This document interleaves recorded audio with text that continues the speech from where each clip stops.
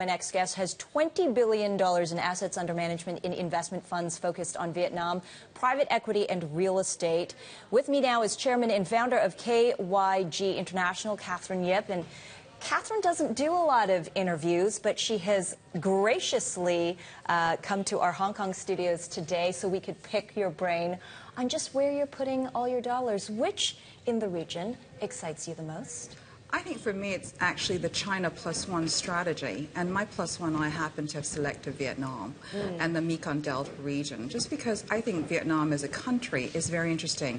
With 90 million people, its population, 60% of the age of under 30, and they are very skilled workers, great work ethics, and a burgeoning class of middle class, because unlike other countries in the ASEAN region, they receive $113 per capita of foreign repatriation funds per year versus China at 48 and India at 54. So with that sort of amount of opportunities, and they are the #1 rice exporter in the world, coffee exporter, and market leaders in the shrimp, cashew nut, and black pepper business, which I think is amazing. So what businesses are you in then? Well, I think our fund basically looks at various opportunities. There's a lot of state-owned enterprises looking to privatize.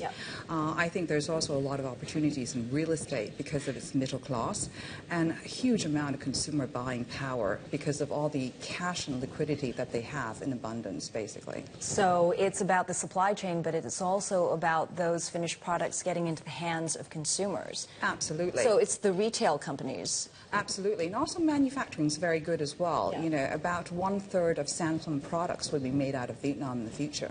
Yeah, that's incredible. Yeah. So China +1, because China, if it's on its own, it's kind of disappointing.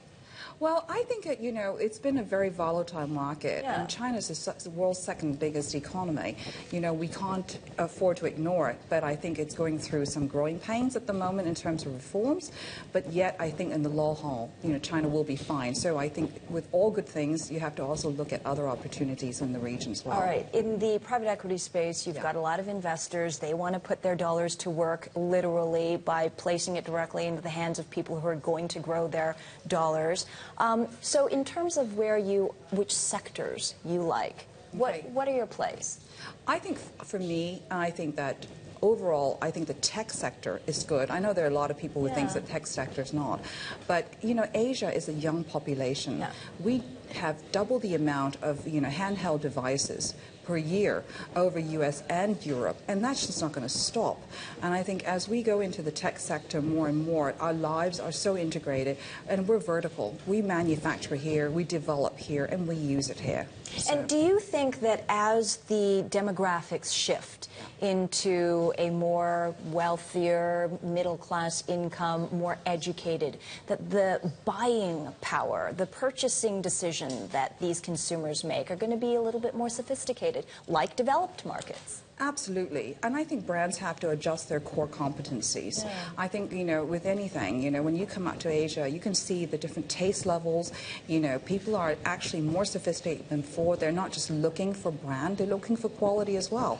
And I think there are a lot of sleeping beauties in Europe, brands that perhaps aren't as obvious with big logos, are going to find themselves be in demand in the near future. Even from Asia? Even from Asia. Really? Yes. So why do you suppose that is? I think the taste, you know, as you know, China and basically the Asian popular travel, their tastes are becoming far more sophisticated. You know, look at the wines that they're drinking. You know, blind tasting. They're not buying the most, you know, expensive wine. They're buying the wine that actually has the best taste. And I think in terms of food, clothing, you know, housing, furnishings, it's just across the board. There's a rising income, rising demand, rising awareness. Yeah. Well, if there is one thing that keeps you up at night, which region is it and why?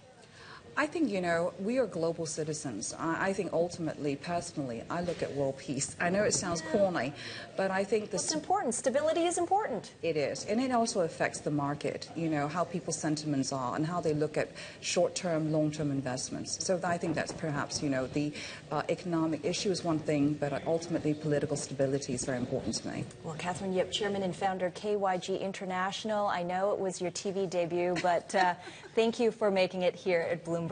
Well, your pleasure. Thank you very much.